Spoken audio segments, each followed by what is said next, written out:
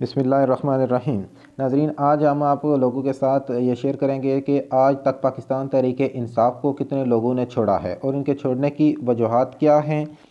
اور اس کے بعد بات کرتے ہیں پاکستان تحریک انصاف کے اندر جو لوگ تحریک انصاف کو چھوڑ رہے ہیں ان کا ایک نیا فارورڈ بلاک بھی بن رہا ہے۔ آج کی اس ویڈیو میں آپ لوگوں کو یہ بتاؤں گا کہ اس فارورڈ بلاک کو ہیڈ کون کرے گا، اور اس وقت تک پاکستان تحریک انصاف کے جتنے بھی لوگ پارٹی چھوڑ رہے ہیں ان سب کی ملاقاتیں کیا ہیں، اور ان سب کی جتنے بھی لوگ پارٹی چھوڑ رہے ہیں لسٹ بھی آپ لوگوں کے ساتھ شیئر کی جائے گی۔ تو ویڈیو سٹارٹ کرنے سے پہلے آپ لوگوں سے ایک چھوٹی سی ریکویسٹ ہے کہ اگر آپ لوگ میرے چینل کے اوپر نئے ہیں تو میرے چینل کو سبسکرائب کریں، اور اگر ویڈیو اچھی لگے تو اس کو لائک اور شیئر کرنا مت بھولیے گا۔ تو سٹارٹ کرتے ہیں جی۔ اب تک کون کون سے رہنما پاکستان تحریک انصاف کو چھوڑ چکے ہیں؟ 9 مئی کے بعد پاکستان تحریک انصاف چھوڑنے اور علیحدگی اختیار کرنے والے سیاستدانوں کی مکمل تعداد کے حوالے سے تفصیلات آپ لوگوں کے ساتھ شیئر کی جا رہی ہیں۔ تفصیلات کے مطابق آج پاکستان تحریک انصاف کے ایک برا دن ثابت ہوا۔ مرکزی رہنما اور سابق وفاقی وزیر شیریں مزاری کے علاوہ فیاض الحسن چوہان، اسد عمر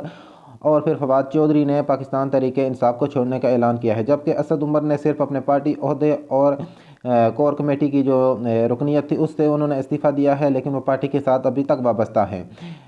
پارٹی چھوڑنے والے سیاستدانوں میں 9 مئی کو ہونے والے پرتشدد واقعات کی مذمت کی اور پارٹی سے علیحدگی کا اختیار کرنے کا اعلان کیا۔ میڈیا رپورٹس کے مطابق آج ہی کے روز پنجاب کے سابق صوبائی وزیر اور پی 46 نارووال سے کامیاب ہونے والے سعید الحسن شاہ نے پاکستان تحریک انصاف چھوڑی، جبکہ پاکستان تحریک انصاف کراچی کے صدر اور NA 247 سے قومی اسمبلی کے رکن منتخب ہونے والے آفتاب صدیقی نے 21 مئی کو پارٹی چھوڑنے کا اعلان کیا۔ اسی روز خیبر پختونخوا کے حلقہ NA 12 صوابی سے منتخب ہونے والے رکن قومی اسمبلی عثمان خان ترکی نے بھی PTI کو چھوڑ دیا۔ 21 مئی 2019 کے ضمنی انتخابات میں صوبائی اسمبلی کے رکن منتخب ہونے والے اجمل وزیر 20 مئی کو خیبر پختونخوا کے سابق وزیر اور پی کے 92 لکی مروت سے MPA بننے والے ہشام انعام اللہ، 19 مئی کو NA 47 سے کامیاب ہونے والے ملک جواد حسین، جبکہ اسی روز بلوچستان کے سابق وزیر معدنیات اور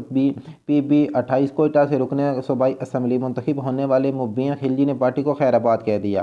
اس سے قبل 18 مئی کو عمران خان کے دور حکومت میں مشیر ماحولیات ملک امین اسلم نے بھی پارٹی چھوڑنے کا اعلان کیا تھا، اور اسی روز جماعت کے ڈپٹی انفارمیشن سیکرٹری ڈاکٹر محمد امجد 17 مئی کو سابق وفاقی وزیر عامر محمود کیانی نے PTI سے اپنی راہیں جدا کر لی تھی، جبکہ 16 مئی کراچی سے قومی اسمبلی کے امیدوار مولوی محمود نے بھی پارٹی چھوڑنے کا اعلان کیا تھا۔ پارٹی چھوڑنے والے دیگر افراد میں شیخوپورہ سے جلیل شرکپوری، ملتان سے سابق رکن پنجاب اسمبلی ظہیر علی زئی، چنیوٹ سے PTI کے ذیلی صدر ذوالفقار علی شاہ، اور شریف سے افتخار حسن گیلانی، خانیوال سے عبدالرزاق نیازی، رکن سندھ اسمبلی سنجے گنگوانی، ڈاکٹر عمران شاہ اور کریم بخش قبول بھی شامل ہیں۔ اس طرح سے الکوٹ سے سلیم بریار، کراچی سے بلال غفار نے بھی تحریک انصاف کو خیر آباد کہہ دیا ہے، جبکہ فردوس عاشق ایوان بھی تحریک انصاف چھوڑنے کا ارادہ رکھتی ہیں۔ تو ناظرین، جتنے یہ لوگ پاکستان تحریک انصاف کو چھوڑ رکھے ہیں ان سب کا ایک فارورڈ بلاک بھی بننے جا رہا ہے۔ تو اس سارے کے سارے سلسلے میں فارورڈ بلاک جو ہے وہ جہانگیر ترین کی قیادت میں بننے جا رہا ہے، اور جہانگیر ترین ایک مرتبہ پھر متحرک ہو چکے ہیں۔ PTI کے فارورڈ بلاک بننے کے امکانات تقریباً متوقع ہیں۔ رابطے جاری ہیں۔ جنوبی پنجاب سے متعدد ارکان کے پارٹی چھوڑنے کا بھی امکان ہے۔ لاہور میں سیاسی ڈیرہ اس وقت قائم کیا جا چکا ہے۔ تو ناظرین، تحریک انصاف کے سابق رہنما جہانگیر ترین ملکی سیاسی صورتحال میں دوبارہ متحرک ہو گئے ہیں۔ جلد ہی جہانگیر ترین کی زیر قیادت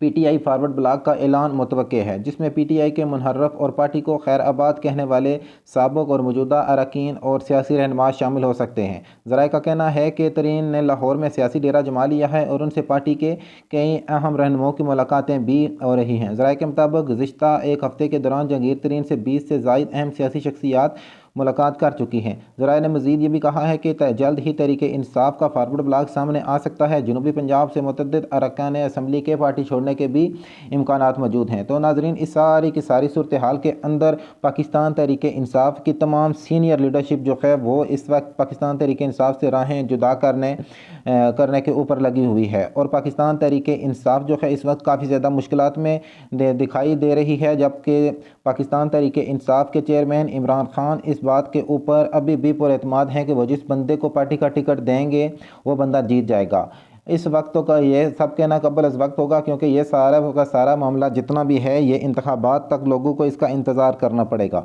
लेकिन एक बात तो ये वाज़ह है कि पार्टी के अंदर अगर बड़े बड़े नाम चले जाएंगे तो उनका अपना भी एक ज़ाती वोट बैंक होता है। शहर के अंदर पार्टी पोजीशन कुछ थोड़ी बहुत मुख्तलिफ है, यहाँ पर इतनी बड़ी सियासी दड़ाबंदियाँ नहीं होती, लेकिन जितने भी हल्के हैं जिनका तल्लुक़ पाकिस्तान के